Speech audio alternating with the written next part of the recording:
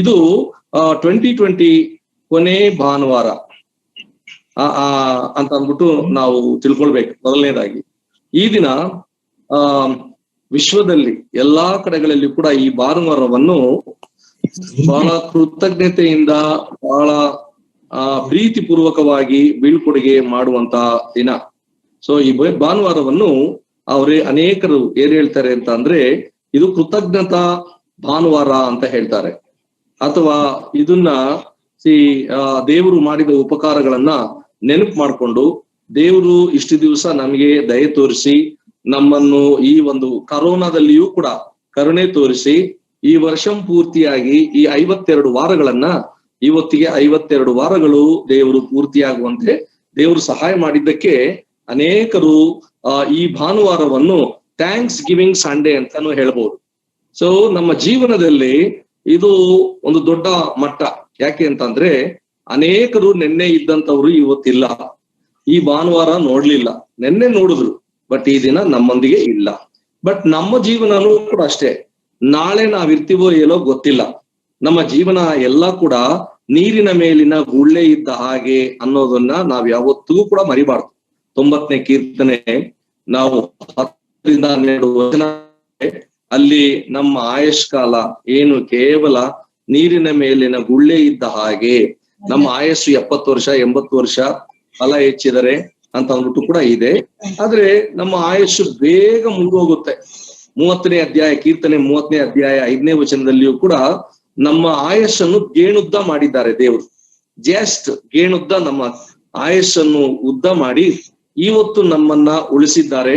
ಅದಕ್ಕೋಸ್ಕರ ನಾವು ದೇವರಿಗೆ ಥ್ಯಾಂಕ್ಸ್ ಗಿವಿಂಗ್. ಸೊ ಇವತ್ತು ಥ್ಯಾಂಕ್ಸ್ ಹೇಳುವಂತದ್ದು.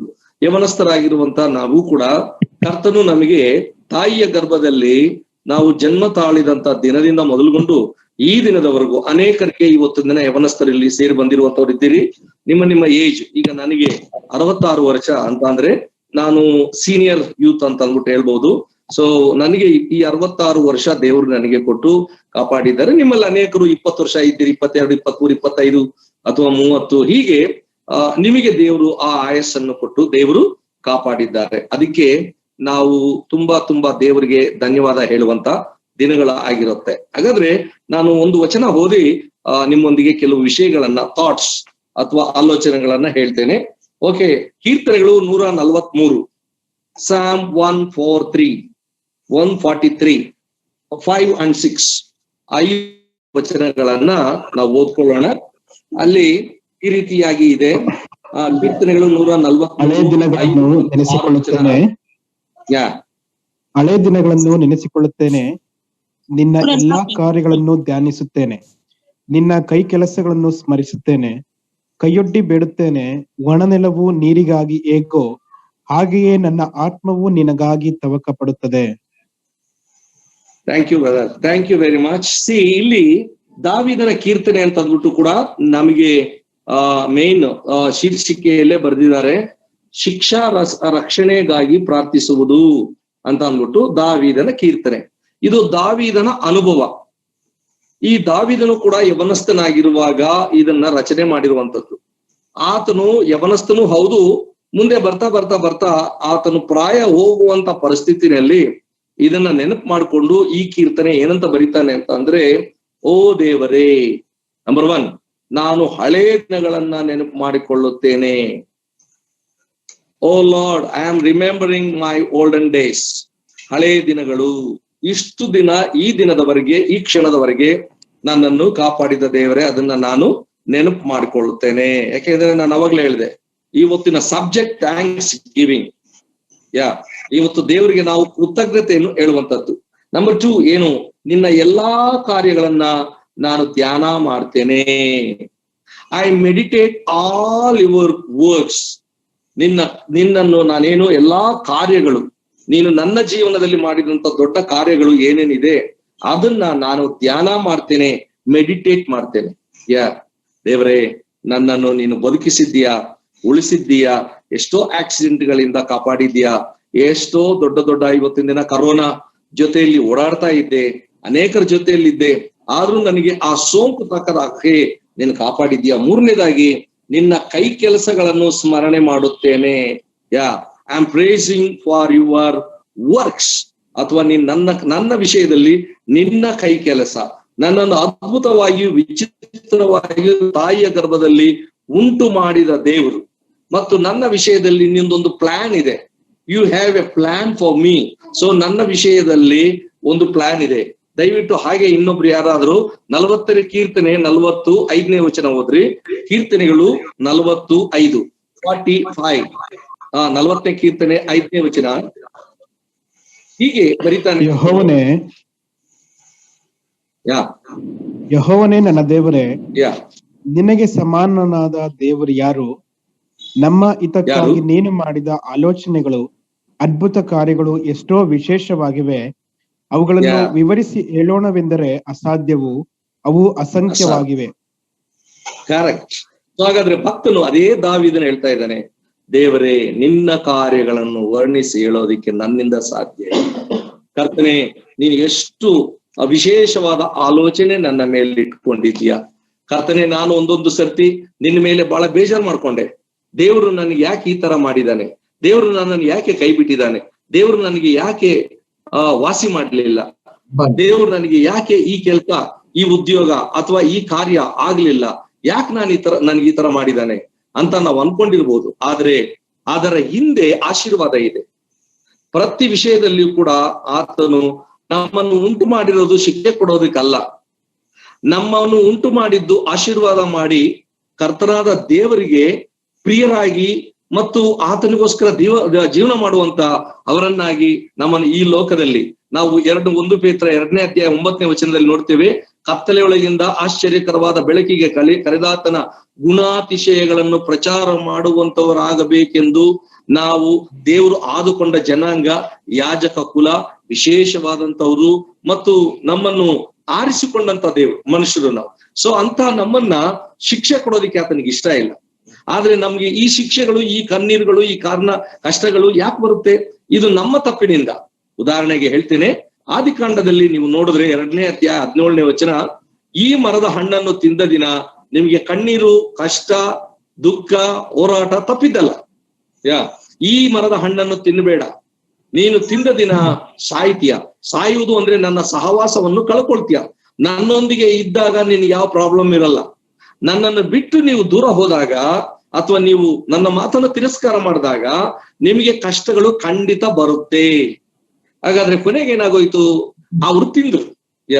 ನೀವು 3ನೇ ಅಧ್ಯಾಯ 4ನೇ ವಚನದಿಂದ 6ನೇ ವಚನ ತನಕ ನೋಡಿದ್ರೆ, ಆ ಮರದ ಹಣ್ಣು ನೋಟಕ್ಕೆ ರಮ್ಯವಾಗಿಯೂ ತಿನ್ನುವುದಕ್ಕೆ ಅಪೇಕ್ಷೆ ತಕ್ಕದ್ದಾಗಿಯೂ ಜ್ಞಾನೋದಯಕ್ಕೆ ಅದು ತುಂಬಾ ಹಿಡಿಸ್ತು ಅಂತ ಹೇಳಿ ಆ ಹಣ್ಣನ್ನ ದೇವರು ತಿನ್ನಬೇಡ ಅಂತ ಹೇಳಿರುವಂತ ಆಜ್ಞೆಯನ್ನು ತಿರಸ್ಕಾರ ಮಾಡಿ ಅವರು ಪಾಪ ಮಾಡಿದ್ರು. ಪಾಪವು ಕೊಡುವ ಸಂಬಳ ಮರಣ.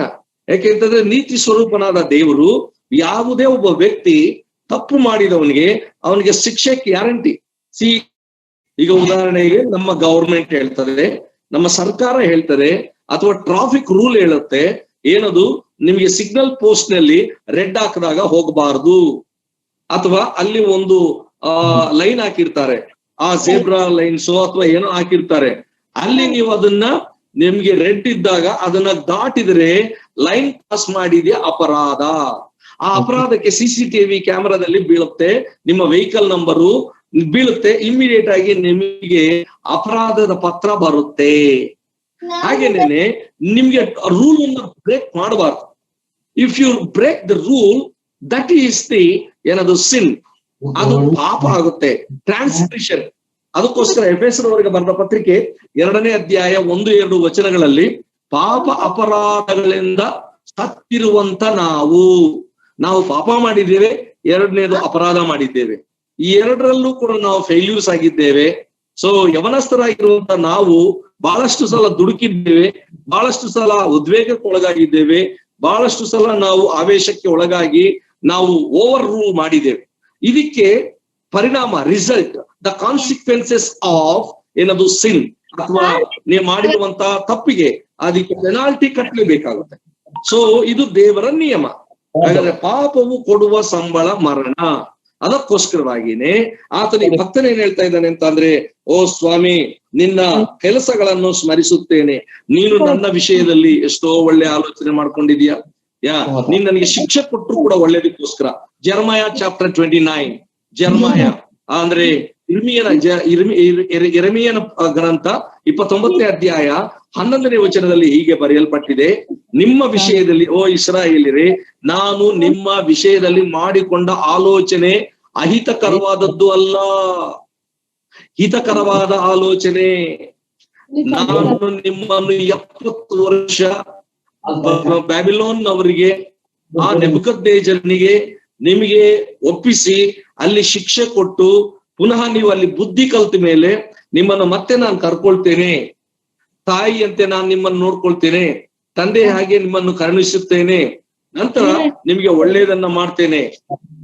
ಹಾಗಾದ್ರೆ ಇವತ್ತೊಂದಿನ ನಾವು ಆಲೋಚನೆ ಮಾಡ್ಬೇಕು, ದೇವರು ಶಿಕ್ಷೆ ಕೊಡುವಂತದ್ದು ಶಿಕ್ಷಣ ನಮಗೆ ಏನದು ಸಾಯುವಷ್ಟು ಅಲ್ಲ.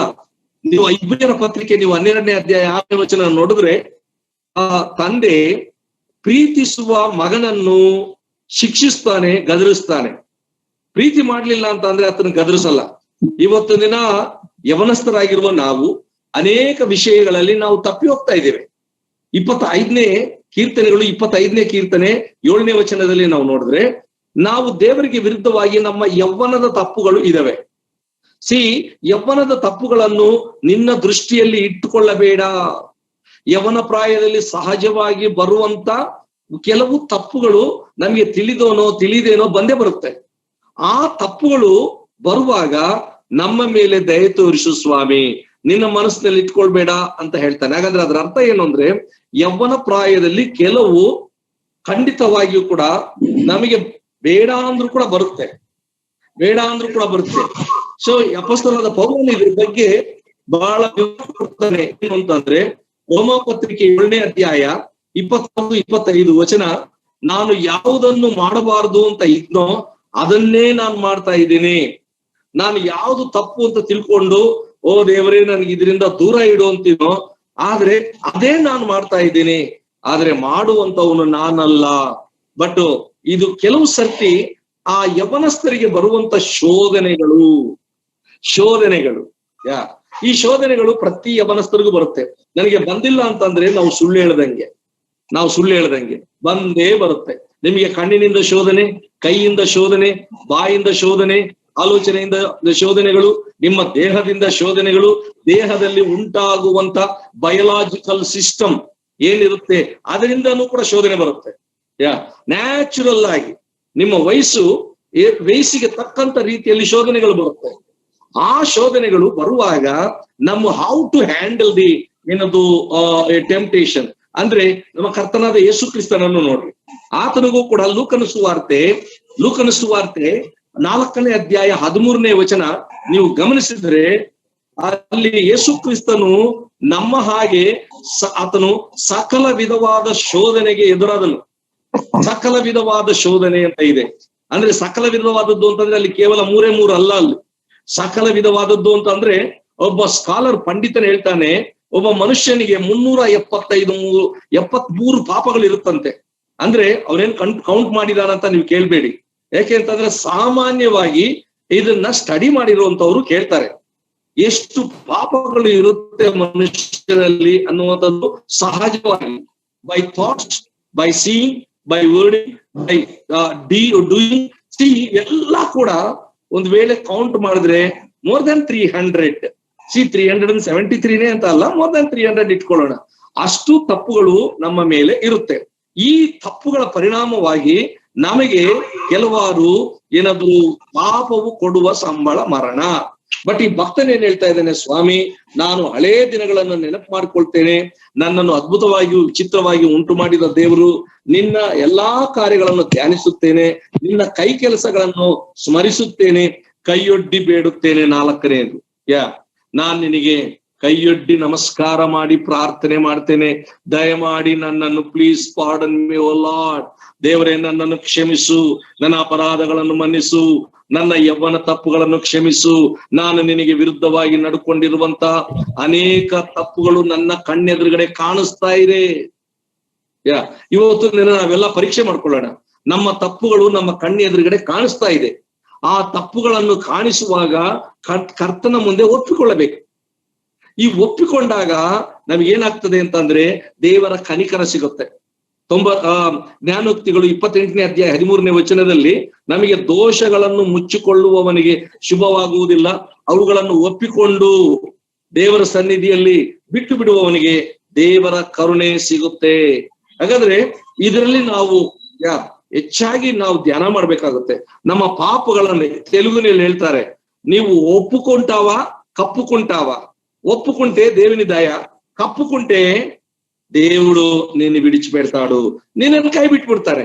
ಹಾಗಾದ್ರೆ ನೀನು ಒಪ್ಪಿಕೊಳ್ಬೇಕು, ದೇವರೇ ನಾನು ಪಾಪ ಮಾಡಿದ್ದೇನೆ, ನಿನ್ನ ಮುಂದೆ ನಾನು ತಪ್ಪು ಮಾಡಿದ್ದೇನೆ, ದಯವಿಟ್ಟು ನನ್ನನ್ನು ಕ್ಷಮಿಸು ಅಂತ ಕೇಳುವಾಗ ಖಂಡಿತ ದೇವರು ದಯ ತೋರಿಸ್ತಾನೆ. 4ನೇದು 5ನೇದು ಏನ್ ಹೇಳ್ತಾ ಇದ್ದಾನೆ ಅದೇ ಭಕ್ತನು, ಒಣನೆಲವು ನೀರಿಗಾಗಿ ಹೋಗು, ಹಾಗೆ ನನ್ನ ಆತ್ಮವು ನಿನಗಾಗಿ ತವಕ ಪಡುತ್ತದೆ. ಆಂಬಿಷನ್, ನಮಗೆ ಆಂಬಿಷನ್ ಇರಬೇಕು, ಕರ್ತನನ್ನು ಸೇರ್ಕೊಳ್ಬೇಕು, ದೇವರೇ ನಿನ್ನನ್ನು ಸೇರ್ಕೊಳ್ಬೇಕು, ನಾನ್ ನಿನ್ನನ್ನು ಬಿಟ್ಟು ಬಾಳೋದಿಲ್ಲ.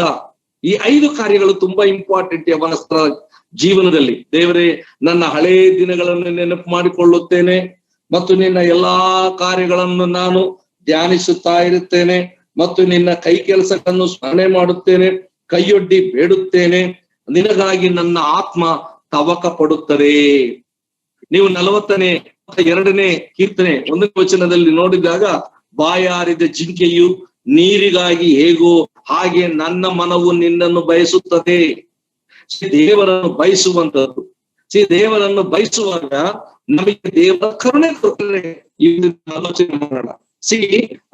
ಪ್ರಾಕ್ಟಿಕಲ್ ಯೂಸ್ ಏನದು ಯವನಸ್ಥರ ಒಂದು ಜೀವನ ಹೇಗಿರುತ್ತೆ ಲೈಫ್ ಅಂತ ಅಂದ್ರೆ, ನಾವ್ ಯಾವತ್ತಿಗೂ ಕೂಡ ದೇವರಿಂದ ದೂರ ಇರುವಂತ ಮನಸ್ಸಿಟ್ಕೊಳ್ಬಾರ್ದು. ನಾವ್ ಏನೇ ಆಗ್ಲಿ ದೇವರನ್ನ ಅಂಟ್ಕೊಳ್ಬೇಕು, ಏನೇ ಆಗ್ಲಿ ಅಂಟ್ಕೊಳ್ಬೇಕು. ಯಾವತ್ತಿಗೂ ಕೂಡ ದೇವರಿಂದ ದೂರ ಇರೋದಕ್ಕೆ ಯೋಚನೆ ಮಾಡಬಾರ್ದು. ನಾವು ಖಂಡಿತವಾಗಿ ದೇವರಿಂದ ದೂರ ಆಗ್ತೀವಿ, ಇಲ್ಲ ಅಂತ ಅಲ್ಲ, ಬಟ್ ದೇವರಿಂದ ದೂರ ಆಗಿ ಹಾಗೆ ಹೊರಟೋಗ್ಬಾರ್ದು. ಮತ್ತೆ ಆತನೊಂದಿಗೆ ಸೇರಿಕೊಳ್ಳುವಂತ ಮನಸ್ಸು ಮಾಡಬೇಕು. ಇವತ್ತಿನ ದಿನ ದೇವರ ವಾಕ್ಯ ನಮ್ಗೆ ಏನ್ ಹೇಳ್ತದೆ ಅಂತ ಅಂದ್ರೆ, 1 ಯೋಹಾನ 1ನೇ ಅಧ್ಯಾಯ 8-9 ವಚನಗಳು, ನನ್ನಲ್ಲಿ ಪಾಪವಿಲ್ಲವೆಂಬುದಾಗಿ ಹೇಳಿಕೊಂಡರೆ ನಮ್ಮನ್ನು ನಾವೇ ಮೋಸಪಡಿಸಿಕೊಳ್ಳುತ್ತೇವೆ ಮತ್ತು ಸತ್ಯ ಅನ್ನೋದು ನಮ್ಮಲ್ಲಿ ಇರೋದಿಲ್ಲ. ನಮ್ಮಲ್ಲಿ ಪಾಪ ಇದೆ, ಪ್ರತಿಯೊಬ್ಬರಲ್ಲೂ ಕೂಡ ಪಾಪ ಇದೆ. ಪಾಪ ಇಲ್ಲದೆ ಇರುವಂತವನು ಭೂಲೋಕದಲ್ಲಿ ಯೇಸು ಕ್ರಿಸ್ತನನ್ನು ಬಿಟ್ಟು ಬೇರೆ ಯಾರು ಕೂಡ ಒಳ್ಳೆಯವರು ಇಲ್ಲ, ಒಳ್ಳೆಯದನ್ನು ಮಾಡುವವರಿಲ್ಲ.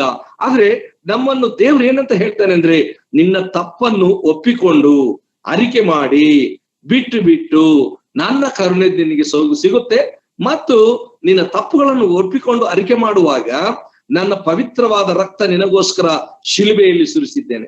ಆ ಶಿಲುಬೆಯ ರಕ್ತವನ್ನು ನಿನ್ನ ಆಶ್ರಯಿಸಿಕೊಂಡ್ರೆ ಆ ರಕ್ತ ನಿನ್ನ ಸಕಲ ಪಾಪ ಅಪರಾಧಗಳನ್ನು ತೊಳೆದು ಶುದ್ಧಿ ಮಾಡಿ ಮತ್ತೆ ದೇವರೊಂದಿಗೆ ಕಳೆದು ಹೋದಂತ ಅನ್ಯೋನ್ಯತೆ ಮತ್ತೆ ಪುನಃಸ್ಥಾಪನೆ ಆಗುತ್ತೆ. ಇದು ಯವನಸ್ಥರಾಗಿರುವಂತ ನಾವು ಯಾವತ್ತಿಗೂ ಕೂಡ ದೇವರನ್ನು ಬಿಟ್ಟು ದೂರ ಹೋಗೋದಿಕ್ಕೆ ಹೋಗ್ಬಾರ್ದು. ನಾವ್ ಯಾವಾಗ್ಲೂ ಕೂಡ ಹಾಡು ಹೇಳ್ತೀವಲ್ಲ, ನನ್ ಹತ್ತಿರವಿರು ಓ ಯೇಸುವೆ, ನಾನ್ ನಿನ್ನನ್ನು ಬಿಟ್ಟು ಬಾಳಲಾರೆನು, ನನ್ ಹತ್ತಿರವಿರು. ನಮ್ಮ ಹತ್ತಿರ ಇರು ಸ್ವಾಮಿ, ನಿನ್ನನ್ನು ಬಿಟ್ಟು ನಾನು ಬಾಳೋದಿಕ್ಕೆ ಸಾಧ್ಯವಿಲ್ಲ. ಹೌದು, ನಾನು ಬಿದ್ದು ಹೋಗಿದ್ದೇನೆ, ಆದ್ರೂ ಕೂಡ ನಾನು ನಿನ್ನನ್ನು ಬಿಟ್ಟು ಬಾಳೋದಿಕ್ಕೆ ಸಾಧ್ಯ ಇಲ್ಲ. ಯಾಕೆಂದ್ರೆ ನಿನ್ನ ವಾಕ್ಯ ನಾನು ನೋಡ್ತೇನೆ. ಯೋಹಾನನ ಸುವಾರ್ತೆ 15ನೇ ಅಧ್ಯಾಯ 5ನೇ ವಚನದ ಪ್ರಕಾರವಾಗಿ, ನೀವು ನನ್ನನ್ನು ಬಿಟ್ಟು ಏನು ಮಾಡೋದಿಕ್ಕೆ ಸಾಧ್ಯ ಇಲ್ಲ, ನೀವು ಈ ಲೋಕದಲ್ಲಿ ಜೀವನ ಮಾಡೋದಕ್ಕೂ ಸಾಧ್ಯವಿಲ್ಲ, ಈ ಲೋಕ ಬಿಟ್ಟ ಮೇಲೆ ಬೇರೆ ಒಂದು ಒಳ್ಳೆ ಸ್ಥಾನಕ್ಕೆ ಹೋಗೋದಿಕ್ಕೆ ನಿಮ್ಮಿಂದ ಆಗೋದಿಲ್ಲ. Without me you do nothing. So ಹಾಗಾದ್ರೆ ನನ್ನನ್ನು ಬಿಟ್ಟು ನೀವೇನು ಮಾಡೋದಕ್ಕೆ ಆಗೋದಿಲ್ಲ. ಹಾಗಾದ್ರೆ ದೇವರನ್ನು ಬಿಟ್ಟು ಹೋಗುವಂತ ಮನಸ್ಸು ನಮ್ಮ ಹತ್ರ ಇರಬಾರ್ದು. ಇವತ್ತು ನಾವು ಹಳೆ ವರ್ಷದಲ್ಲಿ ನೆನಪು ಮಾಡ್ಕೊಳ್ಳೋಣ, ಇದು ಕೊನೆ ದಿನ, ಇದುವರೆಗೂ ಏನಾಗಿದ್ದು ಆಗೋಯ್ತು ಸ್ವಾಮಿ.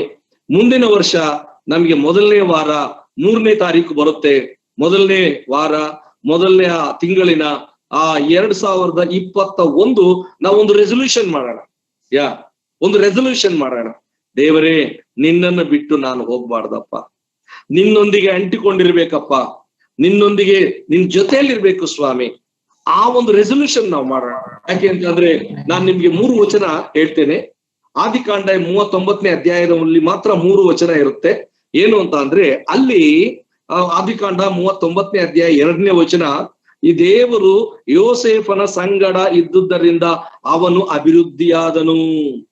ಯೋಸೇಫನ ಸಂಗಡ ಇದ್ದಿದ್ದರಿಂದ. ಸೊ ದೇವರೇ, ನೀವಿದ್ರೇನೆ ನಾವು ಅಭಿವೃದ್ಧಿ ಆಗ್ತೇವೆ, ನೀವಿದ್ರೇನೆ ನಾವು ಸುಖ ಸಂತೋಷವಾಗಿ ಜೀವನ ಮಾಡ್ತೇವೆ. ಮತ್ 7ನೇ ವಚನದಲ್ಲಿ ಯೋಸೇಫನ ಸಂಗಡ ದೇವರು ಇದ್ದಿದ್ದರಿಂದ ಅವನು ಪಾಪಕ್ಕೆ ದೂರ ಆಗೋಗ್ಬಿಟ್ಟ.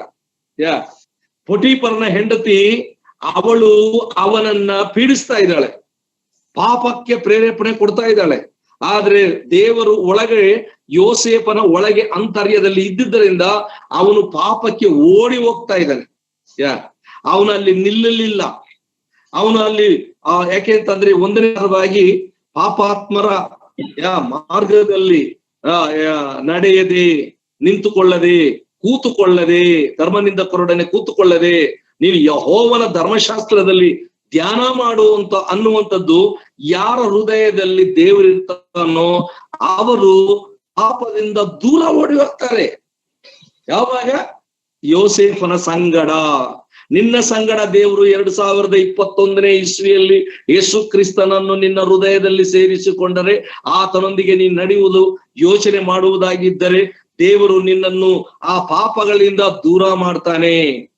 ಮತ್ತೆ ಅದೇ ಅಧ್ಯಾಯ 21ನೇ ವಚನದಲ್ಲಿಯೂ ಕೂಡ ಈ ದೇವರು ಯೋಸೇಫನ ಸಂಗಡ ಇದ್ದುದರಿಂದ, ಅವನು ಜೈಲಿನಲ್ಲಿ ಇದ್ರು ಕೂಡ ನಿರಾಪರಾಧಿಯಾಗಿ, ಅವನು ನಿರ್ದೋಷಿಯಾಗಿದ್ರು, ಜೈಲ್ಗೆ ಹಾಕಿದ್ರು, ಅಲ್ಲೂ ಕೂಡ ದೇವರು ಅವನ ಜೊತೆಯಲ್ಲಿ, ಹಿಂಸೆಯಲ್ಲಿಯೂ ಕೂಡ ಆತನಿದ್ದ. ನಾವು ಮತ್ತಾಯನ ಸುವಾರ್ತೆ 5ನೇ ಅಧ್ಯಾಯ 9-10 ವಚನಗಳನ್ನು ನೋಡಿದ್ರೆ, ನಿಮ್ಮ ಮೇಲೆ ಸುಳ್ಳು ಸುಳ್ಳು ಮಾತುಗಳನ್ನು ಹಾಕಿ ನಿಮ್ಮನ್ನು ಬೈಯುವಾಗ, ಹಿಂಸೆ ಕೊಡುವಾಗ, ಸೆರೆಮನೆಯಲ್ಲಿ ಹಾಕುವಾಗ ನೀವು ಧನ್ಯರು. ಪ್ರಾಮಾಣಿಕವಾಗಿ ನೀವು ಜೀವನ ಮಾಡುವಾಗ ನಿಮಗೆ ಅನೇಕ ಶೋಧನೆಗಳು ಬರುತ್ತೆ, ಆದ್ರೂ ನೀವು ಧನ್ಯರು. ಬಟ್ ನೀವು ಯಾವತ್ತಿಗೂ ಕೂಡ ದೇವರನ್ನು ಬಿಡಬಾರದು. ಎಂತ ಪರಿಸ್ಥಿತಿಯಲ್ಲಿ ನೋಡಿ, ಯೋಸೇಫನು ಅವನು ಮನೆಯಲ್ಲಿ ಚಾಕರಿ ಕೆಲಸ ಮಾಡ್ತಾ ಇದ್ದ, ಜೊತೆಯಲ್ಲಿದ್ದ. ಪಾಪ ಬರುವಾಗ ಜೊತೆಯಲ್ಲಿದ್ದ, ಸೆರೆಮನೆಯಲ್ಲಿದ್ರು ಜೊತೆಯಲ್ಲಿದ್ದ. ನನ್ನ ಪ್ರಿಯ ಮಿತ್ರರೇ, ಇವತ್ತು ಯೋಚನೆ ಮಾಡೋಣ. ಸ್ವಲ್ಪ ಹೆಚ್ಚು ಕಡಿಮೆ ಆಗಿದ ತಕ್ಷಣ ದೇವರನ್ನು ಬಿಟ್ಟು ಹೋಗುವಂತ ಮನಸ್ಸು ನಮ್ಮ ಹತ್ರ ಇರಬಾರದು. ನಾವು ಪ್ರತಿ ಸಲ ಕೂಡ ಯವನಸ್ಥರಾಗಿರುವಂತವ್ರಿಗೆ ಯವನ ಕಾಲದ ಶೋಧನೆಗಳು ಬಂದೇ ಬರುತ್ತೆ. ಬಟ್ ಆದ್ರೆ ಆ ಶೋಧನೆಗಳಲ್ಲಿ ದೇವರನ್ನು ಬಿಟ್ಟು ಹೋಗುವಂತ ಮನಸ್ಸು ಮಾಡಬಾರದು. ಹಿಂಸೆಗಳಲ್ಲಿಯೂ ಕೂಡ ಪ್ರಾರ್ಥನೆ. ಉದಾಹರಣೆಗೆ ಇನ್ನೊಂದು ನಾನು ನಿಮ್ಗೆ ಹೇಳ್ತೇನೆ. ದಾನಿಯೇಲನ ಗ್ರಂಥ 1ನೇ ಅಧ್ಯಾಯ 10ನೇ ವಚನ, 8-10 ವಚನಗಳನ್ನು ನೀವು ನೋಡುವುದಾಗಿದ್ದರೆ, ಬಾಬಿಲ್ ಪಟ್ಟಣದಲ್ಲಿರುವಂತ ಆ ನೆಬೂಕದ್ನೆಚ್ಚರನ ಆಡಳಿತದಲ್ಲಿ ಶಾದ್ರೆಕ್, ಮೆಷೆಕ್, ಅಬೇದ್ನೆಗೋ, ದಾನಿಯೇಲರು 4 ಜನ ಯವನಸ್ಥರು 17-18 ವರ್ಷದವರು ಅಲ್ಲಿಗೆ ಸೆರೆಯಾಗಿ ಹೋದರು. ಆದ್ರೆ ರಾಜನು ಆ ಕೊಡುವಂತ ಊಟ ತಿನ್ಬೇಕಾಗಿತ್ತು, ಆ ಪಾನೀಯ ಮಾಡ್ಬೇಕಾಗಿತ್ತು. ಆದರೆ ಅವರು ಗಮನಿಸಿದ್ರ ಯವನಸ್ಥರು, ಇದು ನಮ್ಮ ದೇವರಿಗೆ ಇಷ್ಟ ಇಲ್ಲದೆ ಇರುವಂತದ್ದು. ಈ ಮಾಂಸ ಭಕ್ಷ್ಯಗಳನ್ನು ತಿನ್ನುವುದಿಲ್ಲ, ಇದನ್ನು ಕುಡಿಯೋದಿಲ್ಲ, ನಾವಿದಕ್ಕೆ ಅವಶ್ಯಕತೆ ಇಲ್ಲ. ನಮ್ಮ ದೇವರು ಪರಿಶುದ್ಧನು, ನಾವು ಪರಿಶುದ್ಧವಾದಂತ ವಸ್ತುಗಳನ್ನೇ ಸ್ವೀಕಾರ ಮಾಡ್ಕೊಳ್ತೇವೆ ಹೊರತು ವಿ ಡೋಂಟ್ ವಾಂಟ್. ಆಗ ಅವರು ಒಂದು ರೆಸಲ್ಯೂಷನ್ ಮಾಡಿದ್ರು. They made A commitment. ದೇವರೇ, ನಮ್ಗಿದು ಬೇಡ ಅಂತ. ದೇವರು ಈಗ ಆ ಕಂಚುಕೆಯ ಅಧಿಕಾರಿಯ ಹೃದಯದಲ್ಲಿ ಕೆಲಸ ಮಾಡಿ ಇವರ ಮೇಲೆ ದಯೆ ಬರುವಂತೆ ಮಾಡಿದನು. ಇವತ್ತು ನಾವು ಯೋಚನೆ ಮಾಡೋಣ, ಈ ಯಾವ್ದಾದ್ರು ಪಾಪ ಕಾರ್ಯಗಳು ನಮ್ಮ ಮುಂದೆ ಬರುವಾಗ ಏನ್ ಮಾಡಕ್ಕಾಗುತ್ತೆ? ಬಿಡು, ನಾವು ಬಲಹೀನರು ಅಂತ ನೀನ್ ಅನ್ಕೊಂಡ್ರೆ ಖಂಡಿತ ಸೈತಾನ್ ನಿನ್ ಕೆಲಸ ಮಾಡ್ತಾನೆ. ನೀನು ಬಲಹೀನತೆಯಲ್ಲಿ ನೀನ್ ಸಿಕ್ಬೀಳ್ತೀಯ. ಇಲ್ಲ, ನಾನು ಇದನ್ನ ಬೇಡ ಅಂತ ರೆಫ್ಯೂಸ್ ಮಾಡಿದ್ರೆ ಖಂಡಿತವಾಗಿಯೂ ಕೂಡ ನೀನು ಯಶಸ್ಸು ಕಾಣ್ತೀಯ. ನೀವು 3ನೇ ಅಧ್ಯಾಯದಲ್ಲಿ ಕೂಡ ನೋಡ್ರಿ, ಅವರು ಬೆಂಕಿಗೆ ಹೋಗ್ತಾ ಇದ್ದಾರೆ, ಶಾದ್ರೆಕ್, ಮೆಷೆಕ್, ಅಬೇದ್ನೆಗೋ. ಹೋಗುವಾಗಲೂ ಕೂಡ ನೀನು ನಿಲ್ಲಿಸಿದಂತ ಈ ಪ್ರತಿಮೆಗೆ ನಾವು ಕೈ ಮುಗಿಯೋದಿಲ್ಲ. ನಮ್ಮ ದೇವರು ನಮ್ಮನ್ನು ಕಾಪಾಡ್ಲಿಲ್ಲ ಅಂದ್ರೂ ಪರವಾಗಿಲ್ಲ, ನಾವು ಮಾತ್ರ ಈ ಪ್ರತಿಮೆಗೆ ನಾವು ಕೈ ಮುಗಿಯೋದಿಲ್ಲ. ಒಂದು ರೆಸಲ್ಯೂಷನ್. ಮುಂದಿನ ವರ್ಷ 2021 ವಿ ಮಸ್ಟ್ ಏನದು ಹ್ಯಾವ್ ಎ ರೆಸಲ್ಯೂಷನ್. ಒಂದು ತೀರ್ಮಾನ ಮಾಡೋಣ. ಆ ತೀರ್ಮಾನ ಗಟ್ಟಿಯಾದ ತೀರ್ಮಾನ. ಕರ್ತನಿಗೋಸ್ಕರ ನೀನಿದ್ರೆ ನಿನಗೋಸ್ಕರ ಕರ್ತನಿರ್ತಾನೆ. ವೈಸ್ವಾಮಿ ದೇವರು ಒಂದು ಮಾತು ಹೇಳ್ತಾನೆ. 1 ಸ್ಯಾಮ್ಯುಯಲ್ ಚಾಪ್ಟರ್ 2:30 ಆ ಎಂಡ್ ನಲ್ಲಿ ಏನ್ ಹೇಳ್ತಾನೆ ಅಂದ್ರೆ, those who honoured me I will honour them. ಯಾರು ನನ್ನನ್ನು ಸನ್ಮಾನಿಸುತ್ತಾರೋ ಅವರನ್ನು ನಾನು ಸನ್ಮಾನಿಸುತ್ತೇನೆ. ನನ್ನ ಪ್ರಿಯ ಮಿತ್ರರೇ, ಇವುಗಳನ್ನು ನಾವು ಧ್ಯಾನ ಮಾಡೋಣ. ಯವನಸ್ಥರಾದಂತ ನಾವು ಇವತ್ತಿನ ದಿನ ನಮಗೆ ಶೋಧನೆ ಇಲ್ಲ ಅಂತ ನಾನು ಹೇಳೋದಿಲ್ಲ, ಖಂಡಿತ ಇದೆ. ಆದರೆ ಇವುಗಳಿಂದ ಹೊರಗೆ ಬರುವಂತಹದ್ದು ತುಂಬಾ ಇಂಪಾರ್ಟೆಂಟ್. ನಾನು ನಿಮಗೆ ಒಂದು ಸಣ್ಣ ಬೈಬಲ್ ನಲ್ಲಿರುವಂತ ಒಂದು ಕತೆ ರೂಪದಲ್ಲಿರುವಂತದ್ದನ್ನ ನಾವು ಯೇಸು ಸ್ವಾಮಿ ಅವರು ಹೇಳಿರುವಂತ ಒಂದು ವಿಷಯದ ಬಗ್ಗೆ ಒಂದು 7R ಅಂತ ಅಂದ್ಬಿಟ್ಟು 7 ವಿಧವಾದಂತ ವಿಷಯಗಳನ್ನ ನಾನು ನಿಮ್ಗೆ ಹೇಳಿ ನಾನು ಇವತ್ತಿನ ಸೆಷನ್ ನಾನು ಮುಗಿಸ್ತೇನೆ. ಯಾಕೆ ಅಂತಂದ್ರೆ ಯವನಸ್ಥರಿಗೆ ಸಹಜವಾಗಿ ಬರುವಂತ ಒಂದು ಕೆಲವು ನ್ಯೂನ್ಯತೆಗಳಿಂದ ಅಥವಾ ಕೆಲವು ಶೋಧನೆಗಳಿಂದ ನಾವು ದೂರ ಆಗ್ತೀವಿ, ಮನಸ್ಸು ಹಾಳಾಗುತ್ತೆ. ಈವನ್ ನಮ್ಮ ಕುಟುಂಬದವರು ಕೂಡ ನಮಗೆ ತೊಂದರೆ, ಅವರು ಕೂಡ ನಮಗೆ ನಿಷ್ಠೂರ ಆಗ್ತಾರೆ. ಹೆತ್ತ ತಂದೆ ತಾಯಿಗಳಿಗೂ ಬೇಜಾರು ಮಾಡಿರ್ತೀವಿ, ನಮ್ಮ ಸೋದರ ಸೋದರಿಯರಿಗೂ ಕೂಡ ಬಾಧೆ ಮಾಡಿರ್ತೀವಿ, ನಮ್ಮ ಸಭೆಯಲ್ಲಿ ಇರ್ತಕ್ಕಂಥ ಎಲ್ಡರ್ಸ್ ಗಳಿಗೆ ಮನಸ್ಸನ್ನ ನೋಯಿಸಿರ್ತೇವೆ, ನಮ್ಮ ಜೊತೆಯಲ್ಲಿ ಕೆಲಸ ಮಾಡುವಂತ ಸಬಾರ್ಡಿನೇಟ್ಸ್ ಗಳಿಗೂ ಕೂಡ ನಾವು ತೊಂದರೆ ಮಾಡಿರ್ತೀವಿ. ಅನೇಕ ರೀತಿಯಲ್ಲಿ ನಾವು ನಿಷ್ಠೂರಕ್ಕೆ ಒಳಗಾಗ್ತೀವಿ, ಸಹಜ. ಯಾಕೆಂತಂದ್ರೆ ತಪ್ಪು ಮಾಡಿದ ಮೇಲೆ ಅದು ಖಂಡಿತವಾಗಿ ಜನರಿಗೆ ಕಾಣಿಸುವಾಗ ಖಂಡಿತವಾಗಿ ಜನರ ದೃಷ್ಟಿಯಲ್ಲಿ, ಜನರ ಭಾವನೆಯಲ್ಲಿ ನಾವು ಕೆಟ್ಟವರಾಗ್ತೀವಿ. ಆದರೆ ಕೆಟ್ಟವರಾದ ಮೇಲೆ ಮತ್ತೆ ನೀವು ಹಾಗೆ ಹೋಗ್ಬಾರ್ದು. ದೇವರ ವಾಕ್ಯದಲ್ಲಿದೆ, ನೀತಿವಂತರು ಸಲ ಬಿದ್ರು ಎದ್ದಾಳ್ತಾನೆ ಅಂತ. ಎದ್ದಾಳೋ ಅಭ್ಯಾಸ ಮಾಡ್ಬೇಕು. ಹೌದು, 2020 ನಾವ್ ಏನೆಲ್ಲ ಫೇಲ್ಯೂರ್ಸ್ ಮಾಡಿದೀವಿ, 2021 ಅದನ್ನ ಮತ್ತೆ ರೀಗೇನ್, ಅದನ್ನ ನಾನು ಹೊಂದಬೇಕು. ನಾನು ಅಲ್ಲಿಗೆ ನಿಂತ್ಕೊಳ್ಬಾರ್ದು, ನನ್ನ ರೇಸ್ ಅಲ್ಲಿಗೆ ಮುಕ್ತಾಯ ಆಗ್ಬಾರ್ದು. I want to run a race in good manner. ನಾನು ಅದನ್ನ ಉತ್ತಮವಾದ ರೀತಿಯಲ್ಲಿ ನಾನು ಅದನ್ನ ಕಡೆಗಾಣಿಸ್ಬೇಕು ಅನ್ನುವಂತ ಮನಸ್ಸು ನಿನಗಿದ್ರೆ ದೇವರು ಸಹಾಯ ಮಾಡ್ತಾರೆ. ನಿನಗೆ ಓಡೋದಿಕ್ಕೆ ಮನಸ್ಸೇ ದೇವ್ರು ನಿನ್ನೊಂದಿಗೆ ಓಡ್ತಾನೆ, ನಿನ್ನನ್ನು ನಡೆಸ್ತಾನೆ. ನಿನಗೆ ಮನಸ್ಸಿಲ್ಲ ಅಂತಂದ್ರೆ ಯಾರು ಏನು ಮಾಡಕ್ಕಾಗಲ್ಲ. ಪ್ರಿಯ ಮಿತ್ರರೇ, ಇವತ್ತಿನ ದಿನ ಆಲೋಚನೆ ಮಾಡೋಣ. ನಾವು ಒಂದು ವಿಷಯ ನೋಡೋಣ. ಸತ್ಯವೇದದಲ್ಲಿ, ಹೊಸ ಒಡಂಬಡಿಕೆಯ ಸತ್ಯವೇದದಲ್ಲಿ ಲೂಕನ ಸುವಾರ್ತೆ ಅಂತ ಇದೆ. ಲೂಕನ ಸುವಾರ್ತೆ 11ನೇ ವಚನದ 15ನೇ ಅಧ್ಯಾಯ 11ನೇ ವಚನದಿಂದ 24 ವಚನಗಳು, 11ರಿಂದ 24 ವಚನಗಳನ್ನ ನೀವು ಧ್ಯಾನ ಮಾಡಿದ್ರೆ ಅಲ್ಲಿ ಒಂದು ತಪ್ಪಿ ಹೋದ ಮಗನ ಒಂದು ಕಥೆ ಇರುತ್ತೆ. ಆ ತಪ್ಪಿ ಹೋದ ಮಗ ಅಂತ ಅಂದ್ಬಿಟ್ಟು ನಾವು ಹೇಳ್ತೇವೆ. ಒಬ್ಬ ತಂದೆಗೆ 2 ಮಕ್ಕಳಿದ್ರು. ಆ 2 ಮಕ್ಕಳಲ್ಲಿ ಚಿಕ್ಕವನು ಪುಂಡರ ಜೊತೆಯಲ್ಲಿ ಸೇರ್ಕೊಂಡ, ಪೋಲಿ ಪೋಕಿರಿಗಳ ಜೊತೆಯಲ್ಲಿ ಸೇರ್ಕೊಂಡ. ಅವರ ಮಾತಿನ ಸಲಹೆಯಂತೆ ಅವನೇನ್ ಮಾಡ್ದ, ಅವ್ರ ತಂದೆ ಹತ್ರ ಬಂದು ಆಸ್ತಿನ ಪಾಲು ಕೇಳ್ದ. ನನಗೆ ಬರಬೇಕಾಗಿರುವಂತ ನನ್ನ ಆ ಪಾಲನ್ನ ನನಗೆ ಕೊಟ್ಬಿಡು. ಆವಾಗ ತಂದೆ ಎಷ್ಟೋ ಕೌನ್ಸಿಲಿಂಗ್ ಮಾಡಿದ್ರು, ಬೇಡ ಮಗನೇ, ಈ ರೀತಿ ಎಲ್ಲ ಮಾಡಬಾರ್ದು, ಇದು ಒಳ್ಳೇದಲ್ಲ, ನೀನ್ ಯಾಕೆ ನನ್ನ ಹತ್ರ ಜೊತೆನಲ್ಲಿ ಇದೆಯಲ್ಲ, ಸಮೃದ್ಧಿ ಸಂತೋಷ ಎಲ್ಲ ಇದೆಯಲ್ಲ, ಬೇಕಾಗಿಲ್ಲ, ನಿನ್ ಜೊತೆನಲ್ಲಿರೋದು ನನಗೆ ಅವಶ್ಯಕತೆ ಇಲ್ಲ. I want to become a independent. I don't want to be interdepend. ಅಂದ್ರೆ ನಿನ್ನೊಂದಿಗೆ ನಾನು ಇರೋದಕ್ಕೆ ನನಗೆ ಇಷ್ಟ ಇಲ್ಲ, ನಾನು ಇಂಡಿಪೆಂಡೆಂಟ್. ಇವತ್ತಿನ ಯವನಸ್ಥರು ಎಷ್ಟು ಜನ ಹೇಳ್ತಾರೆ, ಅನೇಕರು, even I am so sorry, ನಿಮ್ಮ ಪರ್ಸನಲ್ ಬಗ್ಗೆ ನಾನು ಮಾತಾಡಬಾರ್ದು, ಮದುವೆ ಆದ ಕೂಡಲೇ ಇಂಡಿಪೆಂಡೆಂಟ್ ಬಯಸ್ತಾರೆ. It's not good. ನೀವು ತಂದೆ ತಾಯಿಗಳ ಜೊತೆನಲ್ಲಿ ಬೆಳೆದು ದೊಡ್ಡವರಾಗಿ ಅವರು ಮದುವೆ ಆಗಿದ ತಕ್ಷಣ ಬೇರೆ ಹೋಗ್ಬೇಕು ಅನ್ನುವಂಥದ್ದೇನು ಕಾನೂನಿಲ್ಲ. ಅವರೊಂದಿಗೆ ನಿಮ್ಮ ಸಂಬಂಧ ಇಟ್ಕೊಳ್ಬೇಕು. ಹೊಸದಾಗಿ ಬಂದಿರುವಂತ ನಿನ್ನ ಹೆಂಡತಿ ಆಗಿರ್ಬೋದು, ಅವಳು ನಿನ್ನ ಮನೆಗೆ ಸೆಟ್ ಆಗ್ಬೇಕು, ನಿನ್ನ ತಂದೆ ತಾಯಿಗಳಿಗೆ ಮಗಳಾಗ್ಬೇಕು, ಅವಳು ಅನ್ಯೋನ್ಯತೆ, ಅವಳ ಪ್ರೀತಿ ಎಲ್ಲ ತೋರಿಸ್ಬೇಕು. ಅವಳು ಬಂದಿದ ತಕ್ಷಣ ಇಂಡಿಪೆಂಡೆಂಟ್ ಆಗಿ ಹೋಗುವಂತದ್ರಲ್ಲಿ ಅರ್ಥ ಇರೋದಿಲ್ಲ. B patience. ಅವರೊಂದಿಗೆ ಆ ಕಷ್ಟಗಳಲ್ಲಿ ನೀವಿರ್ರಿ, ಸ್ವಲ್ಪ ದಿನ ಸಹಿಸ್ಕೊಳ್ರಿ.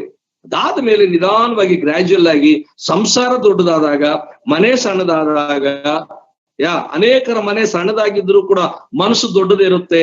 ಸೊ ಅವ್ರ ಜೊತೆನಲ್ಲಿ ಇರ್ತಾರೆ. ಇದು ಒಂದು ಕೌನ್ಸಿಲಿಂಗ್ ದೇವ್ರು ಮಾಡ್ತಾ ಇರ್ತಾರೆ. ನಾವು ಬಹಳ ಬೇಗ ಏನು ಅಂತಂದ್ರೆ ನಾವು ಇಂಡಿಪೆಂಡೆಂಟ್ ಆಗಿರ್ಬೇಕು ಅಂತ ಯೋಚನೆ ಮಾಡ್ತೀವಿ. ಇಂಡಿಪೆಂಡೆಂಟ್ ಆಗಿರುವಂತದ್ದು ಒಳ್ಳೇದಲ್ಲ. ನೋಡಿ, ಆದಾಮ ಹವ್ವರನ್ನು ದೇವ್ರು ಉಂಟು ಮಾಡಿದ್ರು, ಅವರಿಬ್ರು ಕೂಡ ಜೊತೆಯಾಗಿರ್ರಿ ಅಂತ ಹೇಳಿದ್ರು. ಇರ್ರಿ ಅಂತ ಹೇಳ್ಬಿಟ್ಟು ಆಶೀರ್ವಾದ ಮಾಡಿ ದೇವ್ಲೋಕಕ್ಕೆ ಹೋದ್ರೆ, ಈ ಅಮ್ಮ ಏನ್ ಮಾಡ್ಬಿಟ್ಟು ಗಂಡನ್ ಬಿಟ್ಬಿಟ್ಟು ಬಂದ್ಬಿಟ್ಟು ಮರದ ಹತ್ರ ನಿಂತ್ಕೊಂಡ್ಲು, ಒಬ್ಬಳೇ ಬಂದ್ಲು. ಜೊತೆಯಲ್ಲಿ ಬಂದಿದ್ರೆ ಪ್ರಾಬ್ಲಮ್ ಇರ್ತಿರ್ಲಿಲ್ವೇನೋ. ಬಂದು ನೋಡುವಾಗ ಅವಳಿಗೆ ಶೋಧನೆ ಬಂತು. ಆ ಶೋಧನೆಗೆ ಒಳಗಾದಳು. ಕೊನೆಗೆ ಅವಳು ಪಡಬಾರದ ಕಷ್ಟ, ಶಾಪಗಳು ಅವಳು ತಂದ್ಕೊಂಡ್ಲು, ಗಂಡನ್ಗೂ ಕೊಟ್ಲು, ಎಲ್ರಿಗೂ ಬಂತು. ಯಾಕಂದ್ರೆ ನೋಡಿ, ನಾವ್ ಯಾವಾಗ್ಲೂ ಕೂಡ ಇಂಡಿಪೆಂಡೆಂಟ್. ಅವನು ಬಯಸ್ತಾ ಇದ್ದಾನೆ, ಡ್ಯಾಡಿ ನಾನು I want to become a independent life, ನನಗೆ ನಿಮ್ ಜೊತೆಲಿ ಇರೋದಕ್ಕೆ ನನಗೆ ಇಷ್ಟ ಇಲ್ಲ. ಎಷ್ಟು ಹೇಳಿದ್ರು ಕೇಳಲಿಲ್ಲ. ಕೊನೆಗೆ ಅವ್ರ ತಂದೆ ಏನ್ ಮಾಡ್ಬಿಟ್ರು, ಆಸ್ತಿ ಹಂಚ್ಬಿಟ್ರು. ಆಯ್ತು ನಿನ್ನ ಇಷ್ಟ ಮಗನೇ, ನೀನ್ ಹೇಳಿದ ಮೇಲೆ ನಾನ್ ನಿನಗೆ ಕೊಡ್ತೇನೆ ಅಂತ ಕೊಟ್ಬಿಟ್ರು. ಆಸ್ತಿ ತಕೊಂಡ, ಅವ್ರ ಫ್ರೆಂಡ್ಸ್ ಜೊತೆಲಿ ಹೋದ, ದೂರ ದೇಶಕ್ಕೆ ಹೋದ, ಹಣ ಎಲ್ಲ ಹಾಳು ಮಾಡ್ಕೊಂಡ, ಆಸ್ತಿ ಎಲ್ಲ ಕಂಪ್ಲೀಟ್ ಎಕ್ಸಾಸ್ಟ್ ಆಗೋಯ್ತು. ಅವನ ಹತ್ರ ಒಂದು ಬಿಡಿಗಾಸು ಇಲ್ಲ. ಕೊನೆಗೆ ಆ ಊರಿನಲ್ಲಿ ಬರಗಾಲ ಬಂತು. ಕೊನೆಗೆ ಅವನಿಗೆ ಊಟ ತಿನ್ನೋಕೆ ಊಟ ಇಲ್ಲ, ಮಲಗಕ್ಕೆ ಜಾಗ ಇಲ್ಲ, ಹಾಕೊಳ್ಳೋಕೆ ಬಟ್ಟೆ ಇಲ್ಲ, ಪೇಸ್ಟ್ ಇಲ್ಲ, ಬ್ರಷ್ ಇಲ್ಲ, ಏನೂ ಇಲ್ಲ, ಸೋಪ್ ಇಲ್ಲ. ಅಂತಹ ಪರಿಸ್ಥಿತಿ ಬಂದಾಗ ಕೊನೆಗೆ ಅವನು ಹೋಗಿ ಆ ಊರಿನ ಒಬ್ಬನ ಹತ್ರ ಹೋಗಿ ಹಂದಿ ಕಾಯುವಂತ ಅಥವಾ ಹಂದಿ ಮೇಯಿಸುವಂತ, ಹಂದಿಗಳಿಗೆ ಆಹಾರ ಹಾಕುವಂತ ಕೆಲಸಕ್ಕೆ ಸೇರ್ಕೊಂಡ. ಕೊನೆಗೆ ಅವನಿಗೆ ನಮ್ಗೇನು ಕೂಲಿ ಬೇಡ ಸ್ವಾಮಿ, ಆ ಹಂದಿ ತಿನ್ನುವಂತ ಒಟ್ಟು ಅವುಗಳನ್ನಾದ್ರೂ ತಿಂದು ನಾನು ಹೊಟ್ಟೆ ತುಂಬಿಸ್ಕೊಳ್ತೀನಿ ಅಂತ. ಕೊನೆಗೆ ಅವನ ಪರಿಸ್ಥಿತಿ ಅಲ್ಲಿಗೆ ಬಂತು. ನೋಡಿದ್ರ, ಬಂದು ಕೊನೆಗೆ ಏನಾಗೋಯ್ತು, ಒಂದು ದಿನ ಆ ಹಂದಿಗಳಿಗೆ ಹಾಕಿರುವಂತ ಆ ಹೊಲಸು ಆಹಾರ ಅದು ಇವನಿಗೆ ತಿನ್ನೋದಿಕ್ಕೆ ಇಷ್ಟ ಆಯ್ತು.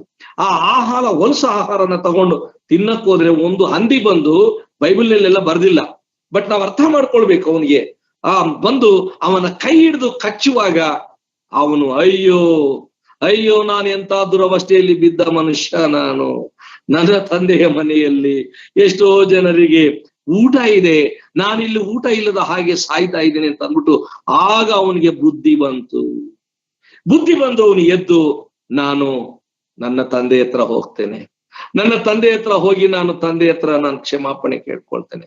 ತಂದೆಯೇ, ನಾನು ನಿನಗೆ ವಿರೋಧವಾಗಿ, ಪರಲೋಕಕ್ಕೆ ವಿರೋಧವಾಗಿ ತಪ್ಪು ಮಾಡಿದ್ದೇನೆ, ನನ್ನನ್ನು ಕ್ಷಮಿಸು. ಆಗ ಅವನು ತಂದೆ ಹತ್ರ ಹೋಗ್ತಾನೆ. ಹೋಗುವಾಗ ತಂದೆ ಬಹಳ ದೂರದಿಂದಲೇ ನೋಡಿ ಆ ಮಗನನ್ನು ತನ್ನ ಬಳಿಗೆ ಬರುವುದನ್ನು ನೋಡಿ ಅವನು ಓಡಿ ಬಂದು ಅಪ್ಪಿಕೊಂಡು ಕೊರಳಿಗೆ ಮುದ್ದಿಟ್ಟನು. ನೋಡಿದ್ರ, ಒಪ್ಪಿಕೊಳ್ತಾ ಇದ್ದಾನೆ. ಒಪ್ಪಿಕೊಂಡಾಗ ತಂದೆ, ನಾನ್ ನಿನಗೆ ವಿರುದ್ಧವಾಗಿ ಪಾಪ ಮಾಡಿದೆ ಅನ್ನುವಾಗ, no problem, nothing to worry, don't worry, ನಾನು ನಿನಗೆ ಮತ್ತೆ ನನ್ನೊಂದಿಗೆ ನಿನಗೆ ಸ್ಥಾನ ಇದೆ. ನಮ್ಮ ಕರ್ತನಾದ ಯೇಸು ಕ್ರಿಸ್ತನ ಹಾಗೆ ತಾನೇ ಹೇಳಿದ್ದು. ಈಗ ನಾನು ನಿಮಗೆ ಸಂಕ್ಷಿಪ್ತವಾಗಿ ಈ 11ನೇ ವಚನದಿಂದ 24ನೇ ವಚನದಲ್ಲಿ ಇರುವಂತ ಕೆಲವು ವಿಷಯಗಳನ್ನ ನಿಮ್ಮ ಮುಂದೆ ಪ್ರಸ್ತಾಪ ಮಾಡ್ತೇನೆ. ಅವುಗಳನ್ನು ನಾವು ಸ್ವಲ್ಪ ನಿಮ್ಮ ಒಂದು ಏನದು ಎಜುಕೇಶನ್ಗೆ ಅಥವಾ ನಮಗೆ ಮನದಟ್ಟಾಗೋದಕ್ಕೋಸ್ಕರ ಹೇಳ್ತೇನೆ. ಸೊ 11ರಿಂದ 13 ವಚನ ತನಕ ತಂದೆ ಆಸ್ತಿ ಅವನು ಡಿವೈಡ್ ಮಾಡ್ಕೊಂಡ. ದೊಡ್ಡ ಮಗನಿಗೆ ಬೇಕಾಗಿರೋ ದೊಡ್ಡ ಮಗನಿಗೆ ಇಟ್ಟು ಇವನು ತಕೊಂಡು ದೇಶಾಂತರಕ್ಕೆ ಹೋದ. ಅವನು ಕೆಟ್ಟವರ ಸಂಗಡ ಜೀವನ ಮಾಡ್ದ, ಎಲ್ಲ ಹಾಳಾಗೋಯ್ತು. ಆಮೇಲೆ ಬಡತನ ಬಂತು. 14ನೇ ವಚನದಲ್ಲಿ ಹೀಗೆ ಬರೆಯಲ್ಪಟ್ಟಿದೆ, ಆ ದೇಶದಲ್ಲಿ ಬರಗಾಲ ಬಂತು. 14ನೇ ವಚನ ರಿಯಲೈಸೇಷನ್. ಸೊ ಅವನಿಗೆ ಆಗ ಅರ್ಥ ಆಯ್ತು, ಅಲ್ಲಿವರೆಗೂ ಅವನಿಗೆ ಅರ್ಥ ಆಗ್ಲಿಲ್ಲ. ಅವನಿಗೆ ತಂದೆ ಜೊತೆನಲ್ಲಿರುವಾಗ ಎಷ್ಟು ಕಂಫರ್ಟ್ನೆಸ್ ಇತ್ತು, ಈಗ ಒಂಟಿಯಾಗಿ ಹೋದ ಮೇಲೆ ಎಷ್ಟು ಅವನಿಗೆ ಅನ್ಕಂಫರ್ಟ್ ಆಗ್ತಾ ಇದೆ ಅಂತ ಅಂದ್ಬಿಟ್ಟು ಆಗ ಅವನಿಗೆ ಅನಿಸ್ತಾ ಇದೆ, ಈಗ ಊಟ ಇಲ್ಲ, ನನ್ಗೆ ಊಟ ಇಲ್ಲ ನಂತ ಆಯ್ತು, ನನ್ನ ಹತ್ರ ದುಡ್ಡು ಎಲ್ಲ ಖಾಲಿ ಆಗೋಯ್ತು. ಎಸ್, ಯವನಸ್ಥರಾಗಿರುವಂತ ನಮಗೂ ಕೂಡ ದುಡಿಮೆ ಮಾಡುವಾಗ ನಮ್ಗೆಲ್ಲಾ ಚೆನ್ನಾಗೇ ಇರುತ್ತೆ. ಪಾಕೆಟ್ ನಲ್ಲಿ ದುಡ್ಡಿದ್ದಾಗ ಎಲ್ಲ ಫಸ್ಟ್ ಕ್ಲಾಸ್ ಆಗೇ ಇರುತ್ತೆ, ಎಂಜಾಯ್ ಮಾಡ್ತೀವಿ, ಏನ್ ಬೇಕಾದ್ರೆ ಎಲ್ಲಿ ಬೇಕಾದ್ರೂ ತಿರುಗ್ತೀವಿ. ಆ ಹಣ ಏನಾದ್ರೂ ಒಂದು ವೇಳೆ ಕೆಲಸ ಕಡಿಮೆ ಆಗಿ ಒಂದು ವೇಳೆ ಏನಾದ್ರು ಹೆಚ್ಚು ಕಡಿಮೆ ಆದಾಗ, ನಮ್ಮ ದುಡ್ಡು ಖಾಲಿ ಆದಾಗ ಆಗ ಅನಿಸ್ತದೆ, ಆ ಮಟ್ಟಕ್ಕೆ ಹೋಗ್ಬೇಡಿ ನನ್ನ ಮಿತ್ರರೇ. ಇದು ನಂಬರ್ 1 ರಿಯಲೈಸೇಷನ್. ನಂಬರ್ 2 17ನೇ ವಚನ ಏನಂತಾನೆ, ಅವನಿಗೆ ಬುದ್ಧಿ ಬಂತು. 17ನೇ ವಚನದಲ್ಲಿ 2ನೇದಿದು ಅವನಿಗೆ ಅವನಿಗೆ ಬುದ್ಧಿ ಬಂತು. ಅವನು ರಿಯಲೈಸೇಷನ್ ಜೊತೆನಲ್ಲಿ ಅವನೇನ್ ಮಾಡ್ತಾ ಇದ್ದಾನೆ ಅಂತಂದ್ರೆ ರಿಪೆಂಟೆನ್ಸ್ಗೆ ಬರ್ತಾ ಇದ್ದಾನೆ. ದೇವ್ರೇ, ಅಪ್ಪ, ನಾನೆಂತ ದೊಡ್ಡ ತಪ್ಪು ಮಾಡಿದೆ, ನಿನ್ನಿಂದ ನಾನು ದೂರ ಬಂದ್ಬಿಟ್ಟೆ, ಇದು ನನ್ನ ದೊಡ್ಡ ತಪ್ಪಾಗೋಯ್ತು, ನಾನೀಗೇನು ಮಾಡ್ಲಿ? ಬುದ್ಧಿ ಬಂದ ಮೇಲೆ. ಅದಕ್ಕೆ ಯಾವಾಗ್ಲೂ ಅಷ್ಟೇ, ನೀನ್ ಎಲ್ಲಾ ಏನದು ದೀಪ ಮುಂಡಾಗ ಇಲ್ಲು ಚಕ್ಕ ಪೆಟ್ಟುಕೋ ಅಂತಾರೆ ತೆಲುಗುನವ್ರ ಗಾದೆ. ಅಂದ್ರೆ ನಿನಗೆ ದೀಪ ಇರುವಾಗ್ಲೇ ಮನೆಯಲ್ಲೆಲ್ಲ ಸೆಟ್ ಮಾಡ್ಕೊಳಪ್ಪ, ನೀ ಎಲ್ಲಾ ಹಾಳಾಗೋದ್ಮೇಲೆ ಅಲ್ಲ, ನಿನಗೆ ಉಸಿರಿರುವಾಗ್ಲೇ ಯೋಚನೆ ಮಾಡು. ಸೊ ಅವನಿಗೆ ಬುದ್ಧಿ ಬಂತ. ಅವಾಗ ಕೆಲವರಿಗೆ ಬುದ್ಧಿ ಬರುತ್ತೆ, ಯಾವಾಗ ಬರುತ್ತೆ? ಕೆಟ್ಟು ಹೋದ್ಮೇಲೆ ಬರುತ್ತೆ. ಯಾರೋ ಹೇಳ್ತಾರೆ ಕೆಲವರು, ಯಾರ್ದು ಗಂಡ ಸತ್ತ 6 ತಿಂಗಳಿಗೆ ಮುಂಡೆ ಆದ್ಮೇಲೆ ಅವಳಿಗೆ ಅವಾಗ ಬುದ್ಧಿ ಬಂತಂತೆ, ಅಯ್ಯಯ್ಯೋ ನನ್ ಗಂಡನ ಜೊತೆನೆಲ್ಲ ಅಡ್ಜಸ್ಟ್ ಮಾಡ್ಕೊಂಡಿದ್ದಿದ್ರೆ ಎಷ್ಟು ಚೆನ್ನಾಗಿತ್ತು ಅಂತ. ಏನ್ ಪ್ರಯೋಜನ? ಗಂಡನೇ ಇಲ್ವಲ್ಲ.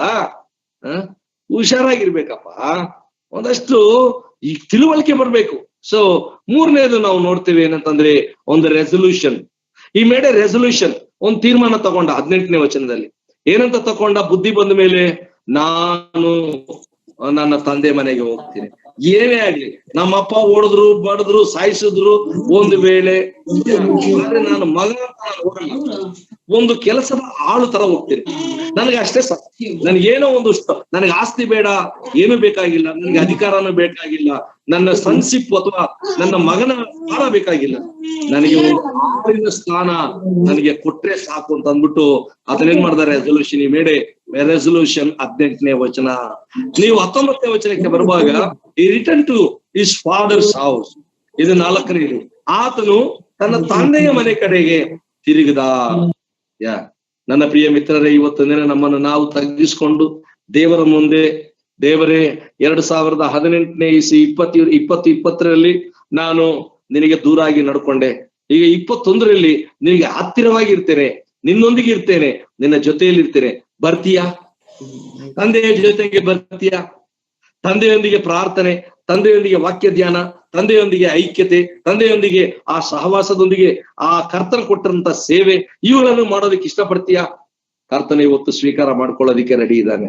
ಇಫ್ ಯು ಕಮ್, ಅದಕ್ಕೋಸ್ಕರವಾಗಿ ಕಷ್ಟಪಡುವವರೇ, ಹೊರೆ ಹೊತ್ತುವವರೇ, ನನ್ನ ಬಳಿಗೆ ಬನ್ನಿರಿ. ಬನ್ನಿರಿ, ಕಮ್ ಆನ್ ಟು ಮೀ, ನನ್ನೊಂದಿಗೆ ಬನ್ನಿರಿ. ದೇವ್ರು ಕೇಳ್ತಾ ಇದ್ದಾನೆ. ನಾವೀಗ ನಮ್ಮ ದಿಕ್ಕನ್ನು ಬದಲಾವಣೆ ಮಾಡ್ಕೊಂಡು ದೇವ್ರ ಹತ್ರಕ್ಕೆ ಹೋಗೋಣ. ನೀವು ನನ್ನ ಹತ್ರ ಬಂದು ಕಲ್ತ್ಕೊಳ್ರಿ ಅಂತಾನೆ. You come and learn from me. ನನ್ನೊಂದಿಗೆ ಕಲ್ತ್ಕೊಳ್ರಿ, ನಾನು ದೀನ ಮನಸ್ಸುಳ್ಳವನು ಮತ್ತು ನಿಮಗೆ ಕಲಿಸುವಂತವನಾಗಿರೋದ್ರಿಂದ ನನ್ನ ನೊಗವನ್ನು ನೀವು ಒತ್ತುಕೊಳ್ರಿ. ದೇವ್ರ ಹತ್ರ, ನಮ್ಮ ತಂದೆಯ ಮನೆಗೆ ಆ 4ನೇದಾಗಿ ಈ ಮೇಡೆ ರೆಸೊಲ್ಯೂಷನ್ ಟು ರಿಟರ್ನ್, ಏನದು? ತಂದೆ ಮನೆಗೆ ಹೋಗೋದಿಕ್ಕೆ. 5ನೇದ್ ನಾವೇನ್ ನೋಡ್ತೀವಿ ಅಂತ ಅಂದ್ರೆ, ರೀಕನ್ಸಿಲಿಯೇಷನ್. 21ನೇ ವಚನದಲ್ಲಿ, ತಂದೆ, ಅಪ್ಪ, ನಾನು ನಿನ್ನ ಮಗನೆನಿಸ್ಕೊಳ್ಳೋದಿಕ್ಕೆ ಯೋಗ್ಯನೇ ಅಲ್ಲ ಸ್ವಾಮಿ, ನಾನ್ ನಿನ್ನ ಹತ್ರ ಇರುವಷ್ಟು ಯೋಗ್ಯತೆ ನನಗಿಲ್ಲಪ್ಪ. ನಾನು ನಿನ್ನನ್ನು ಬಿಟ್ಟು ಹೋಗಿರುವಂತವನು, ನಿನ್ನ ಮನಸ್ಸು ನೋಯಿಸಿದಂತವನು, ನೀನು ನಿನ್ನ ಆಸ್ತಿನ ನಾನು ತಕೊಂಡೋಗಿ ಹಾಳು ಮಾಡಿರುವಂತ ಪಾಪಾತ್ಮನಪ್ಪ, ಪಾಪಾತ್ಮನ ಸ್ವಾಮಿ, ದಯಮಾಡಿ have mercy upon me O Lord. ಇವತ್ತು ನೀನು ಕೂತ್ಕೊಂಡು, ನಿನ್ನ ಏಕಾಂತ ಕೋಣೆ ಒಳಗಡೆ ಕೂತ್ಕೊಂಡು ರೀಕನ್ಸಿಲೇಷನ್ ವಿತ್ ಗಾಡ್, ದೇವರೊಂದಿಗೆ ನೀನು ಆ ಒಂದು ಪ್ರಾರ್ಥನೆ, ನೀನು ದೇವರೊಂದಿಗೆ ಆ ಒಂದು ಮನಸ್ಸು ವೇದನೆಯಿಂದ ಕರ್ತನ ಮುಂದೆ. ಓಕೆ, ಯಾಕೆಂದ್ರೆ ಮುರಿದ ಮನಸ್ಸು ದೇವರಿಗೆ ಇಷ್ಟವಾದ ಯಜ್ಞ. A broken heart. ದೇವರೊಂದಿಗೆ ಮುರಿದ ಮನಸ್ಸಿನಿಂದ ನೀನು ಪ್ರಾರ್ಥನೆ ಮಾಡೋದಾಗಿದ್ರೆ ದೇವರು ನಿನ್ನನ್ನು ಖಂಡಿತವಾಗಿ ಅಂಗೀಕಾರ ಮಾಡ್ಕೊಳ್ತಾನೆ. 6ನೇದ್ರಲ್ಲಿ ನಾವು ಏನ್ ಮಾಡ್ತಾ ಇದ್ದಾನೆ? ರಿವಾರ್ಡ್. ರಿವಾರ್ಡ್. ದೇವರು ನಿನಗೆ ಆಗ ಏನ್ ಮಾಡ್ತಾ ಇದ್ದಾರೆ? 22ನೇ ವಚನದಲ್ಲಿ, ಈಗ ಈ ನನ್ನ ಮಗನಿಗೆ ನೀವು ಈ ಬಟ್ಟೆಯನ್ನು ತೆಗೆದುಹಾಕ್ರಿ, ಹೊಸ ಬಟ್ಟೆಯನ್ನು ಹಾಕ್ರಿ. ಹೊಸ ಬಟ್ಟೆ ಅಂದ್ರೆ ಗೊತ್ತಾ? ನೀತಿಯ ವಸ್ತ್ರ.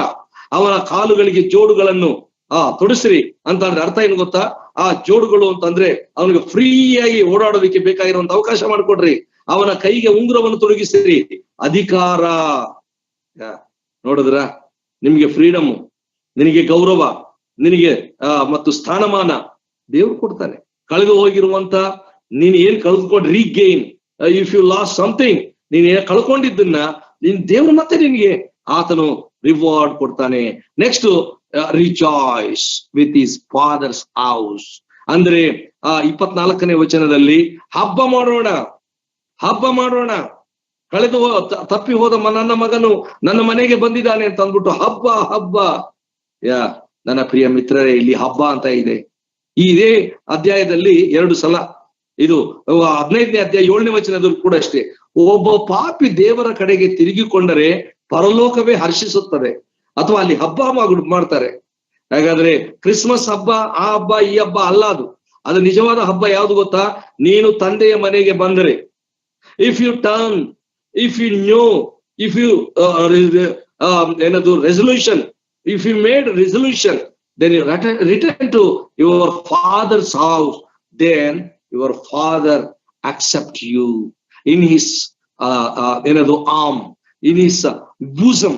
ಆತನ ಎದೆಗೆ ನಿಮ್ಮನ್ನು ಅಪ್ಪಿಕೊಂಡು ನಿನಗೆ ಮೊದಲ ಸ್ಥಾನ ಕೊಡ್ತಾನೆ. ನನ್ನ ಪ್ರಿಯ ಯವನಸ್ಥರೇ, ಇವತ್ತು ಯೋಚನೆ ಮಾಡೋಣ. ಹಳೇ ದಿನಗಳನ್ನು ನಾನು ನೆನಪು ಮಾಡ್ಕೊಳ್ತೇನೆ, ಕೈಯೊಡ್ಡಿ ನಾನು ನಿನಗೆ ಬೇಡುತ್ತೇನೆ, ನಿನ್ನ ಕಾರ್ಯಗಳನ್ನು ನಾನು ಧ್ಯಾನ ಮಾಡ್ತಾ ಇದ್ದೇನೆ. ಸ್ವಾಮಿ, ನೀನಿಲ್ಲದೆ ನಾನು ಜೀವನ ಮಾಡಕ್ಕಾಗೋದಿಲ್ಲ. ನಿನ್ನತ್ರಿಗೆ ನಿನ್ನನ್ನು ಬಯಸ್ತೇನೆ ಸ್ವಾಮಿ. ನನ್ನ ಪ್ರಾಣವು ನಿನಗೋಸ್ಕರವಾಗಿ ಹಂಬಲಿಸ್ತದೆ. ಇವತ್ತು ನಾವೊಂದು ತೀರ್ಮಾನ ಮಾಡೋಣ ಪ್ರಿಯರೇ. ಇವತ್ತು ನಿಜವಾಗಿಯೂ ಕೂಡ ಹೇಳ್ಬೇಕು ಅಂತಂದ್ರೆ, ಇಲ್ಲಿ ಬಹಳಷ್ಟು ಜನ ತುಂಬಾ ಬ್ಯುಸಿ ಆಗಿದ್ದಾರೆ ಗೊತ್ತು. ಯಾಕೆ ಅಂತಂದ್ರೆ ಈ ಸೀಸನ್ ಆ ತರ ಇರುತ್ತೆ. ಈ ಸೀಸನ್ ಆ ತರ ಇರೋದ್ರಿಂದ ಬಹಳ ಜನರಿಗೆ ತುಂಬಾ ಬ್ಯುಸಿ ಆಗಿದ್ದಾರೆ. ಓಕೆ, ಈ ಮಾತುಗಳನ್ನು ಕೇಳಿಸ್ಕೊಳ್ತಾ ಇರುವಂತ 28-30 ಏನ್ ಫೋನ್ ನಲ್ಲಿ ಇದ್ದೀರಲ್ಲ, ಅವರೆಲ್ಲರ ಜೊತೆನಲ್ಲಿ ದೇವ್ರು ಮಾತನಾಡ್ತಾ ಇದ್ದಾನೆ. ಎಸ್, ಇವತ್ತು ಇಫ್ ಯು ರಿಪೆಂಟ್ ಟುಡೇ, ಇವತ್ತು ನಿನ್ನನ್ನು ನೀನು ತಿಳ್ಕೊಂಡು, ನಿನ್ನನ್ನು ನೀನು ತೊಳ್ಕೊಂಡು, ನಿನ್ನನ್ನು ನಿನ್ನ ಕರ್ತನಿಗೆ ಒಪ್ಪಿಸ್ಕೊಡೋದಾಗಿದ್ದರೆ, ದೇವರು ಆ ತಪ್ಪಿ ಹೋದ ಮಗನಿಗೆ ಹೇಗೆ ದಯೆ ತೋರಿಸಿ ತಂದೆ ತನ್ನ ಜೊತೆಗೆ ಸೇರಿಸ್ಕೊಂಡು ತನ್ನ ಅಧಿಕಾರವನ್ನು ಕೊಟ್ಟು, ತನ್ನ ಮನೆಯಲ್ಲಿ ನಿನಗೆ ಅಧಿಕಾರವನ್ನು ಕೊಟ್ಟು ನಿನ್ನನ್ನು ಹೇಗೆ ಆತನು ಉನ್ನತ ಸ್ಥಾನಕ್ಕೆ ತಂದನೋ, ಹಾಗೆ ನಿನ್ನನ್ನು ಕೂಡ ತರುವುದಕ್ಕೆ ಇಷ್ಟಪಡ್ತಾನೆ. ಇವತ್ತು ದಿನ ನಾವು ಯೋಚನೆ ಮಾಡೋಣ.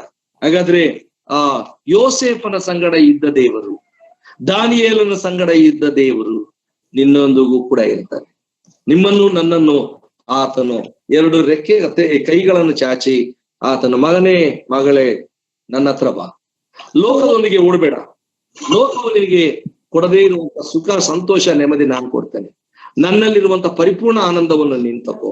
ಮುಂದಿನ ದಿನಗಳಲ್ಲಿ ಯವನಸ್ಥರ ಕೂಟಗಳಲ್ಲಿ ನೀನು ಹೆಚ್ಚು ಪಾಲುಗಾರಿಕೆ ತಕೋ. ದೇವರು ನಿನಗೆ ಕೊಟ್ಟಿರುವಂತ ಟ್ಯಾಲೆಂಟ್ ಅದನ್ನು ಉಪಯೋಗಿಸಿಕೋ. ನೀನು ಅನೇಕ ಜನರಿಗೆ ನೀನು ಉಪಯುಕ್ತವಾದ ಪಾತ್ರೆ ಆಗಿರ್ಬೇಕು. ನಾನು ಈ ಸಮಯದಲ್ಲಿ ನನಗೆ ಟೈಮ್ ಇಲ್ಲ ಅಂತಂದ್ರೆ ಮಿಷನರಿಗಳು ಯಾರ್ಯಾರು ಮಿಷನರಿಗಳಿದ್ದಾರೆ ಅವರೆಲ್ಲ ಡೇವಿಡ್ ಲಿವಿಂಗ್ಸ್ಟನ್ ಆಗಿರ್ಬೋದು, ಹಡ್ಸನ್ ಟೇಲರ್ ಆಗಿರ್ಬೋದು, ಅಥವಾ ಜಾನ್ ವೆಸ್ಲಿ ಆಗಿರ್ಬೋದು, ವಿಲಿಯಂ ಕೇರಿ ಅವರಾಗಿರ್ಬೋದು, ಈ ರೀತಿಯಾಗಿ ಅನೇಕ ದೇವರ ಸೇವಕರುಗಳು ಬಯೋಗ್ರಫಿನ ಓದ್ರಿ. ಅವರೆಲ್ಲ ಕೂಡ 14-15 ವರ್ಷಗಳಲ್ಲಿ ಯೇಸು ಸ್ವಾಮಿನ ನಂಬಿದ್ರು, ದೀಕ್ಷಾಸ್ಥಾನ ತಗೊಂಡ್ರು, ಸುವಾರ್ತೆ ಹೇಳಿದ್ರು, ಅನೇಕ ಜನರನ್ನ ದೇವರ ಕಡೆ ನಡೆಸಿದ್ರು, ವಿಶ್ವವ್ಯಾಪ್ತಿ ಸುವಾರ್ತಾ ಪ್ರಸಾರಣದಲ್ಲಿ ಕೆಲಸ ಮಾಡ್ತಾರೆ. ಕಾಂಟ್ರಿಬ್ಯೂಷನ್ ಯೋಚನೆ ಮಾಡೋಣ. ಮುಂದಿನ ದಿನಗಳಲ್ಲಿ ಈ ಭಕ್ತರ ಜೀವಿತವನ್ನು ಕುರಿತು ನಾವು ಆಲೋಚನೆ ಮಾಡೋಣ. ಯಾಕೆ ಅಂತ ಅಂದ್ರೆ ನಿನ್ನ ಜೀವನ ಕೇವಲ ಏನೋ ಊಟಕ್ಕೋಸ್ಕರವಾಗಿ, ಹೊಟ್ಟೆಪಾಡಿಗೋಸ್ಕರವಾಗಿ ಕೆಲಸ ಮಾಡ್ಕೊಂಡು ದುಡಿದ್ಬಿಟ್ಟು ಸಾಯೋದೇ ನನ್ನ ಕತೆ, ನನ್ನ ಜೀವನ ಅಂತ ಹೇಳ್ಕೊಳಕ್ ಹೋಗ್ಬೇಡ. ದೇವರು ನಿನ್ನನ್ನು ಅದ್ಭುತವಾಗಿ, ವಿಶೇಷವಾಗಿ, ವಿಚಿತ್ರವಾಗಿ ಉಂಟು ಮಾಡಿರುವಂತದ್ದು ಯಾಕೆ ಅಂತ ಅಂದ್ರೆ ಆತನನ್ನು ಕುರಿತು ಪ್ರಚಾರ ಮಾಡುವಂತವರಾಗಬೇಕು. ಈ ಲೋಕದಲ್ಲಿ ನೀನು ಅನೇಕ ಒಳ್ಳೆ ಕಾರ್ಯಗಳನ್ನು ಮಾಡಬೇಕು. ನೀನು ದೊಡ್ಡ ಕಾರ್ಯಗಳನ್ನು ಮಾಡಿ ಕರ್ತನಿಗೋಸ್ಕರವಾಗಿ ನೀನು ಕೆಲಸ ಮಾಡಿ ಬಲಾನಂಬಿಗಸ್ತನಾದ ಒಳ್ಳೆ ಆಳು ಅನ್ಸ್ಕೊಳ್ಬೇಕು. ಪರಲೋಕದಲ್ಲಿರುವಂತ ದೇವದೂತರಿಗೆ ಕೊಡದೇ ಇರುವಂತ ಕೆಲಸ ನನಗೂ ನಿನಗೂ ಕೊಟ್ಟಿದ್ದಾರೆ. ಆ ಕೆಲಸ ಮಾಡ್ಬೇಕು. ಅದು ಬಿಟ್ಟು ಬರೀ ಹೊಟ್ಟೆ ಪಾಡು ಬಟ್ಟೆ ಪಾಡು ಅಲ್ಲ. ಬಿಟ್ಬಿಡ ದರಿದ್ರ ಮಾತುಗಳನ್ನ. ಇನ್ನು ಮೇಲೆ 2021 ಹೊಟ್ಟೆ ಪಾಡಲ್ಲ, ದೇವರ ಕಾರ್ಯ ನಾನು ಮಾಡ್ಬೇಕು. ನಾನು ಕರ್ತನಿಗೋಸ್ಕರ ನಾನಿದ್ರೆ ನನ್ನ ಜೊತೆಯಲ್ಲಿ ಕರ್ತನಿರ್ತಾನೆ ಅನ್ನುವಂತ ಆ ವಾಸ್ತವಾಂಶ, ಆ ಸತ್ಯಾಂಶ. ಶಾದ್ರಕ್, ಮೇಷಕ್, ಅಬೇದ್ನೆಗೋ ನಾವು ಕರ್ತನ್ ನಮ್ಮನ್ನು ಬದುಕಿಸ್ಲಿಲ್ಲ ಅಂದ್ರೂ ಕೂಡ ನಾವು ಕರ್ತನಿಗೋಸ್ಕರ ಇರ್ತೀವಿ ಅಂದ್ರು. ಆ ಬೆಂಕಿಯಲ್ಲಿ 7ರಷ್ಟು ಬೆಂಕಿ ಜಾಸ್ತಿ ಮಾಡಿದ್ರು ಕೂಡ ಅವರೊಂದಿಗೆ ಕರ್ತನಿದ್ದನು. ನೋಡಿದ್ರ, ಕರ್ತನ್ ಕೈ ಬಿಡೋದಿಲ್ಲ. ಸಿಂಹದ ಗವಿಯಲ್ಲಿದ್ರು ಕೂಡ ದೇವರು ದಾನಿಯೇಲನು ಆ ಸಿಂಹಗಳ ಬಾಯನ್ನು ಕಟ್ಟಿ ಹಾಕಿದನು. ಎಂತ ಪರಿಸ್ಥಿತಿನಲ್ಲಿದ್ರು ಕೂಡ ನೀನು ಕೂಡ if you made a good resolution then God is going to honour you. ಆತನು ನಿನ್ನನ್ನು ಕಂಪ್ಲೀಟ್ ಆಗಿ ತನ್ನ ಹತೋಟಿಗೆ ತಕ್ಕೊಂಡು ನಿನ್ನನ್ನು ಕರುಣೆ ತೋರಿಸ್ತಾನೆ, ನಿನ್ನನ್ನು ಆಶೀರ್ವಾದ ಮಾಡ್ತಾನೆ. ಹಾಗಾದ್ರೆ ತಪ್ಪಿ ಹೋದ ಮಗನಿಂದ ನಾವು 7 ಸತ್ಯಾಂಶಗಳನ್ನ ಕಲ್ತ್ಕೊಂಡಿದ್ದೇವೆ. ಅದೇನು ಅಂತಂದ್ರೆ, ನಂಬರ್ 1, ಆತನಿಗೆ ಎಲ್ಲ ಹೋದ್ಮೇಲೆ ಗೊತ್ತಾಯ್ತು. ಅಲ್ಲಿ ತನಕ ಏನು ಗೊತ್ತಾಗಲ್ಲ. ಇವಾಗ ನಮಗೂ ಅಷ್ಟೇ, ಯವನಸ್ಥರಿಗೆ ಏನು ಅರ್ಥ ಆಗಲ್ಲ ಗೊತ್ತಾ? ಒಳ್ಳೆ ಯವನ, ಬಿಸಿ ರಕ್ತ, ಆಮೇಲೆ ಕೆಲಸ ಮಾಡುವಂತದ್ದಕ್ಕೆ ಎಲ್ಲ ಒಳ್ಳೆ ಕೈ ಕಾಲು ಫೈನ್ ಅಂಡ್ ಫಿಟ್, ಹಣ ದುಡ್ಡು, ಅಪ್ಪ ಅಮ್ಮ ದುಡ್ದಾಕಿರುವಂತದ್ದು, ಮನೆ ಫ್ರೀಯಾಗಿ ಮನೆ ಇದೆ, ಏನು ತೊಂದರೆ ಇಲ್ಲ ಅಂದಾಗ ನಿಮ್ಗೆ ಏನು ಅನ್ಸಲ್ಲ. ಆದ್ರೆ ನೆಕ್ಸ್ಟ್ ನೀವು ಯಾವಾಗ ನಿಮ್ಮ ತಂದೆಯ ಮನೆಯನ್ನು ಬಿಟ್ಟು ಅಥವಾ ನೀವು ಇಂಡಿಪೆಂಡೆಂಟ್ ಆಗಿ ಹೋಗ್ತಿರೋ ಆಗ ರಿಯಲ್ ಲೈಫ್ ಗೊತ್ತಾಗುತ್ತೆ. 14ನೇ ವಚನದಲ್ಲಿದೆ, ಅವನಿಗೆ ಆಗ ಊಟಕ್ಕಿಲ್ದೆ ಇರುವಂತದ್ದು ಗೊತ್ತಾಯ್ತು. ನೆಕ್ಸ್ಟ್ ಅವನಿಗೆ ಬುದ್ಧಿ ಬಂತು. ಆಮೇಲೆ ಅವನೊಂದು ತೀರ್ಮಾನ ಮಾಡ್ದ. 3ನೇದು, ಕೊನೆ 4ನೇದಾಗಿ ಎದ್ದು ತಂದೆ ಮನೆಗೆ ಬಂದ. 6ನೇದು ಆತನು ತಂದೆ ಹತ್ರ ಹೇಳ್ತಾ ಇದ್ದಾನೆ, ಒಪ್ಪಿಕೊಳ್ಳುತ್ತಾ ಇದ್ದಾನೆ. 6ನೇದು ಆ ತಂದೆ ಅವನನ್ನು ಅಪ್ಪಿಕೊಂಡ. 7ನೇದು ಅವನಿಗೆ ಅವಾರ್ಡು ರಿವಾರ್ಡು ಬಂದು ಹಬ್ಬ ಆಯ್ತು. ಇವತ್ತು ಯೇಸು ಸ್ವಾಮಿ ನಿನ್ನನ್ನು ಕರೀತಾ ಇದ್ದ, ಯವನಸ್ಥನೇ ಯವನಸ್ಥಳೇ, ನಿನ್ನ ಯವನ ಇಚ್ಛೆಗಳಿಗೆ ದೂರ ಇರು, ಯವನ ಇಚ್ಛೆಗಳಿಗೆ ಹೋಗ್ಬೇಡ. ಅದರಲ್ಲಿ ಪಾಪ ಇದೆ. ಈ ಪಾಪ ಅದ್ರೊಳಗಡೆ ಸೈತಾನ್ ಇದ್ದಾನೆ. ಲೋಕವನ್ನಾಗ್ಲಿ ಲೋಕದವುಗಳನ್ನಾಗ್ಲಿ ಪ್ರೀತಿ ಮಾಡಬೇಡಿ. ಕಣ್ಣಿನ ಆಸೆ, ಶರೀರದ ಆಸೆ, ಬದುಕು ಬಾಳಿನ ಬಂಡೆ, ಅಲ್ಲಿ ಡಂಬ, ಅದರಲ್ಲಿ ಮೋಸ ಇದೆ. ಬಟ್ ದೇವರ ಚಿತ್ತವನ್ನು ನೆರವೇರಿಸು. ದೇವರ ಚಿತ್ತ ಏನ್ ಗೊತ್ತಾ? ನೀನ್ ರಕ್ಷಣೆ ಹೊಂದಬೇಕು, ಸತ್ಯ ತಿಳ್ಕೊಳ್ಬೇಕು, ಅದಲ್ಲಿರ್ಬೇಕು, ಪರಲೋಕ ಮಾರ್ಗ ಇತರಿಗೆ ತೋರಿಸ್ಬೇಕು. ಹಾಗಾದ್ರೆ 2021 ನಿನಗೆ ಈ ರೀತಿಯಾಗಿ ಆಶೀರ್ವಾದ ಆಗ್ಲಿ ಅಂತ ಪ್ರಾರ್ಥನೆ ಮಾಡೋಣ. ಸೊ ಹಿಂದಿನ ದಿನಗಳನ್ನ ನಾವು, ಹಳೆ ದಿನಗಳನ್ನ ನೆನಪು ಮಾಡ್ಕೊಂಡು ಅದನ್ನ ಮರೆತು ಹೋಗೋಣ. ಮುಂದೆ ನಾವು ಹೆಜ್ಜೆ ಇಡೋಣ. ಇವತ್ತು ಥ್ಯಾಂಕ್ಸ್ ಹೇಳೋಣ. ಕೃತಜ್ಞತೆಯಿಂದ, ದೇವ್ರೆ ಇದುವರೆಗೂ ಕಾಪಾಡಿದ ದೇವ್ರೆ ಇನ್ನು ಮುಂದೆಯೂ ಕೂಡ ಕಾಪಾಡುವಂತ ನಾವು ಕರ್ತನಿಗೆ ಒಪ್ಪಿಸಿಕೊಟ್ಟು ಪ್ರಾರ್ಥನೆ ಮಾಡೋಣ. ದೇವರ ಮಾತುಗಳನ್ನು ಆಶೀರ್ವದಿಸಲಿ. ನಮ್ಮೆಲ್ಲರನ್ನು 2021ಕ್ಕೆ ಅತಿ ಶ್ರೇಷ್ಠವಾದ ದಿನಗಳನ್ನಾಗಿ ನಮ್ಗೆ ಇಡ್ಲಿ. ನಾವು ಅನೇಕ ಶೂರ ಕಾರ್ಯಗಳನ್ನು ಮಾಡೋಣ. ಒಬ್ಬೊಬ್ಬರು ಅಕೌಂಟ್ ನಲ್ಲಿ ಒಬ್ಬೊಬ್ರು ಕನಿಷ್ಠ ಪಕ್ಷ ಒಂದು 10 ಆತ್ಮಗಳಿಗಾದ್ರೂ ಸುವಾರ್ತೆ ಸಾರಿ ದೇವರ ರಾಜ್ಯಕ್ಕೆ ನಡೆಸೋಣ. ಆ ಆಸ್ತಿ ಬೇರೆ ಇನ್ಯಾವುದೂ ಅಲ್ಲ. ನಿಮ್ಮ ಆಸ್ತಿ ಆತ್ಮಗಳೇ ಆಗಿರ್ಲಿ. ನಿಮ್ಮ ಆಸ್ತಿ ಹಣ ಅಲ್ಲ, ಈ ಲೋಕದ ದುಡ್ಡಲ್ಲ, ಪರಲೋಕದ ದುಡ್ಡು ಆತ್ಮ. ಅವುಗಳನ್ನು ಗೆಲ್ಲುವಂತವರಾಗಿ ನಾವು ಮಾಡೋಣ. ನಾನು ಅಷ್ಟೇ ಒಬ್ಬ ಒಳ್ಳೆ ಕಂಪನಿಯಲ್ಲಿ ಕೆಲಸ ಮಾಡಿ, ಜರ್ಮನಿ ಕಂಪನಿಯಲ್ಲಿ ಇರುವಂತವನು 20 ವರ್ಷದ ಹಿಂದೆ ರಾಜೀನಾಮೆ ಕೊಟ್ಟು ಆತ್ಮಗಳ ಆದಾಯಕ್ಕೋಸ್ಕರ 20 ವರ್ಷಗಳಿಂದ ನಾನು ಕರ್ತನ ತೋಟದಲ್ಲಿ ಕೆಲಸ ಮಾಡ್ತಾ ಇದ್ದೀನಿ. ಐ ಆಮ್ ಸಾರಿ, ನಾನು ಹೇಳ್ಕೊಳ್ಬಾರ್ದು. 100,000 ಆತ್ಮಗಳು ದೇವರ ರಾಜ್ಯಕ್ಕೆ ನಡೆಸಲ್ಪಟ್ಟಿದೆ. ಆ ಕೆಲಸದಲ್ಲಿ ದೇವರು ನನ್ನನ್ನು ಯಶಸ್ವಿಯಾಗಿ ಉಪಯೋಗಿಸಿದ್ದಾರೆ. ನೀವು ಕೂಡ ತೀರ್ಮಾನ ಮಾಡಿ 2021 ನಿಮ್ಗೆ ಆಶೀರ್ವಾದಕರವಾಗಿ. Thank you very much. ಈ ಸಮಯ ನಾನು ಕೊಟ್ಟಿದ್ದಕ್ಕಾಗಿ ವಂದನೆ ಹೇಳ್ತೇನೆ.